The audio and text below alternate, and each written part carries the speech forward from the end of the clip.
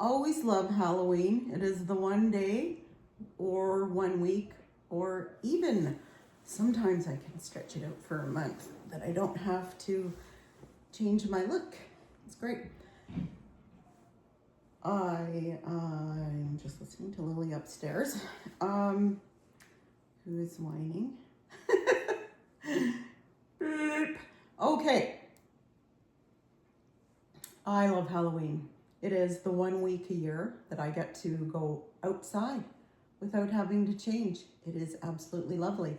Sometimes I can even stretch it out for a month. Nobody really notices too much. So I'd like to talk though about, let's get serious here. I'd like to talk about Halloween. Halloween hangover, sugar, how great Halloween is, and the sugar. And what are your customs for getting the little pretties full of sugar this year? Because we all know that sugar will get kids wound up, and running around, and that is the way we like them the best, isn't it? I actually remember when my kids were little. By some miracle, because I don't really remember too much these days. And it was a great time. I loved it, that as well as Easter. And we always had a few specific rules.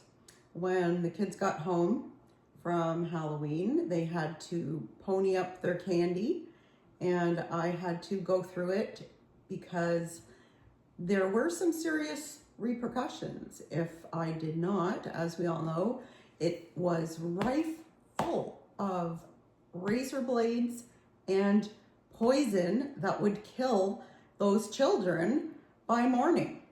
So we had to scooch right upstairs, give me the bags so I could have the first official look through. They were not to eat any chocolate in particular until we got them all checked out and safetied by me. And thereby, I was able to take anything that looked like I might really like it and put it away safely. So there was no children harmed through that whole process.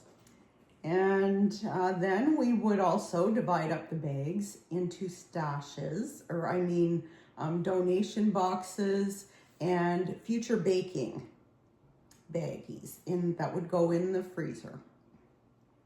The donation boxes were, of course, as I say, my stashes. Those are the things that I would be able to locate throughout the house whenever I got a moment alone to throw a couple in my mouth and maybe scooch behind the couch for a couple of minutes. And baking, we all knew it was never going to happen. That was our final chocolate meltdown resource and candy. Once that was gone, we knew the gig was up. But that was our routine. The other thing I did want to mention, if you are a grandparent, please do not give your children the 3 extra boxes of candy that you've got left over from all the kids that didn't come and that you just cannot stuff into your face any longer, because it is just not good for me. I mean, for the children. I have had issues with weight gain and like 5 pounds, and it just is not a good look on those kids. And I also seriously didn't know that sugar was such a menace. Back in the day when the kids were little, and even when we were growing up, we all knew that it can make you gain weight, but we did not know that it like spiked your glucose, and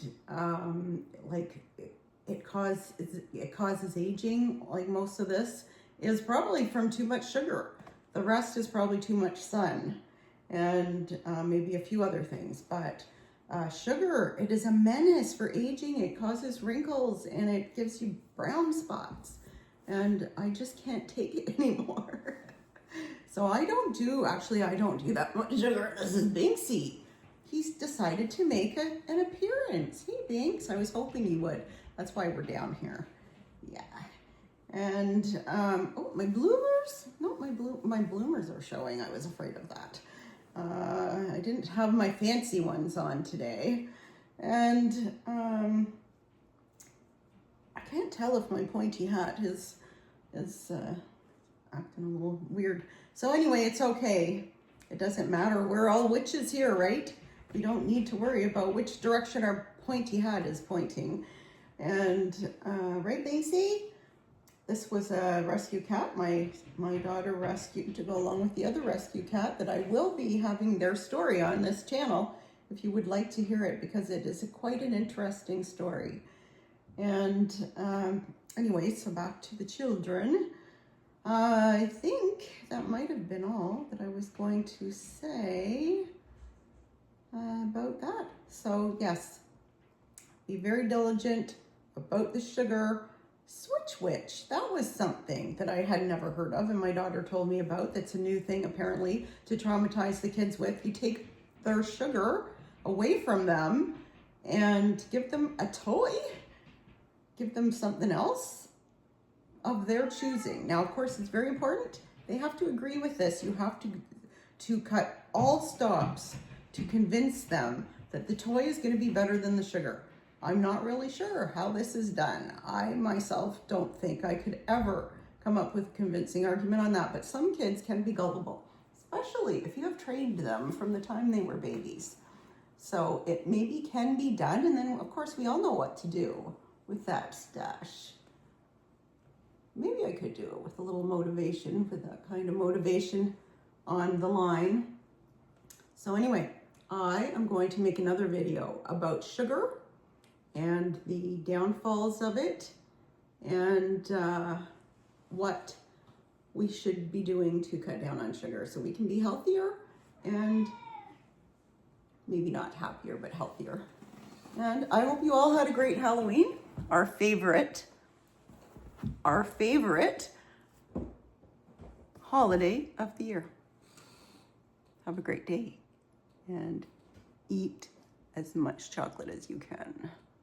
Seriously, you only live once.